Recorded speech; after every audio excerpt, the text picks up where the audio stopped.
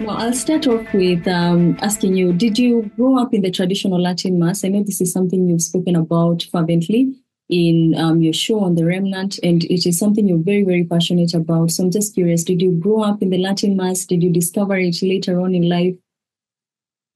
I guess I would be the last generation who still remembers the way it was, the way that the liturgical situation was in the Latin Rite, right after the council. So I'm a child of Vatican II. I was born 1 year after the Second Vatican Council closed. So I was born in 66. It closed in 65. So I remember very clearly the church, the parish that I grew up in. We lived in one of those ideal American little villages where everything surrounded the church. So in other words, we would walk to Mass in the mornings and walk to midnight Mass on Christmas. And these memories in my mind of the way things used to be. And we had a very beautiful pastor who tried very, very, very much to hold on to the traditions. And I think maybe for your viewers, it would be interesting to know that it was literally it wasn't a bloody revolution, but it was a violent revolution. In other words, they came in, they told these good priests that it was time to tear down the sanctuaries, the altars. So we literally lived through this. And I have a childhood memory in the middle of all this chaos. I remember riding my bicycle with my siblings one day in the parking and finding pieces of the high altar, which they had hacked up to use as parking curbstones in our little community. It was so, and that's what I think, that was quite violent. That was something to see the beautiful church and sanctuary that we had grown up, where we had all been baptized, to see bulldozers come in and just blow it all apart for no reason.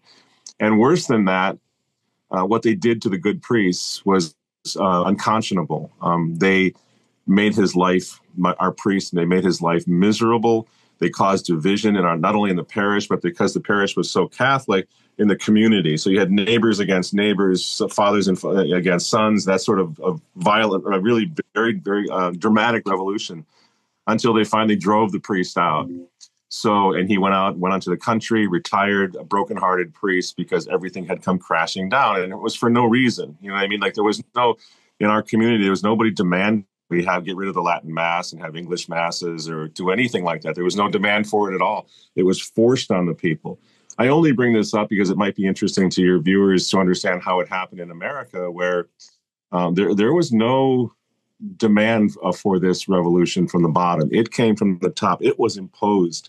So sometimes people make this mistake of saying, well, we deserve the leadership we got. You know, we were the ones who, and I really don't agree with that. I think that the church was very strong. When Pope John the 23rd called the Second Vatican Council, in fact, he spoke about how everything was in a really very beautiful position. And in fact, he condemned what he called the prophets of doom, who were saying there's something wrong in the church. He was saying everything's great in the church. We called this council in order to sort of open the doors of the church so the world would find Catholicism and we'd be stronger and better than ever and help the world in that way. I believe that the Holy Father was mistaken in that optimism. But my point is, he didn't convene Vatican II to address problems. The situation was very good in the church. And I think the vocations, there were hundreds and thousands of vocations, to the priesthood. Catholic schools were packed out. Everything was fine. And I remember this as a young kid. I remember how things in the church we had problems. I don't mean to say there were no problems, because St. Pope Pius X was warning about modernism way back in 1907. So there were problems in the church. But at the parish level, things were very peaceful, very beautiful, and they were growing. Revolution was imposed upon. I remember the Latin Mass as a very little boy, and so I grew up with it. When they took it away, my father refused to go along with it. So then we became what's called, this was pretty common in England, Australia, United States. We became what was known as Roman Catholics, but roaming Catholics. We would roam from parish to parish, looking for a Mass that resembled the traditional Mass that we had all known and grown up with. So I would say, I was exposed to the new Mass then, because for a while my father was trying to find the most conservative, the most traditional new Mass to try to keep, his children. We had 9 children in the family. I had 8 siblings, to try to keep us all in the sacraments. It was a very difficult time. And then gradually, we even went to the Eastern Rite for a time, because there was absolutely liturgical mayhem through the 70s and the early 80s, just chaos in liturgical chaos. So he went over to the Ukrainian Rite, Ukrainian Catholic Church, for a time. So I learned about the liturgy of St. John Chrysostom, which I love very much.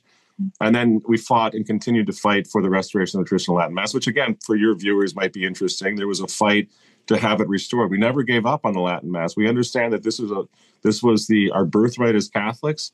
And so the early traditional Catholics continued to fight against all odds. You might think, well, in Africa, it's kind of new to us, as you just said.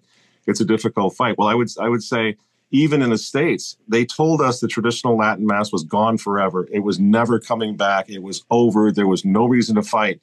And the early traditional Catholics said, no, that's not good enough. This cannot be gone forever. This is the birthright of traditional Catholics. It's a venerable right of the church. And that was the beautiful thing after the fight. The counter-revolution really kicked into gear.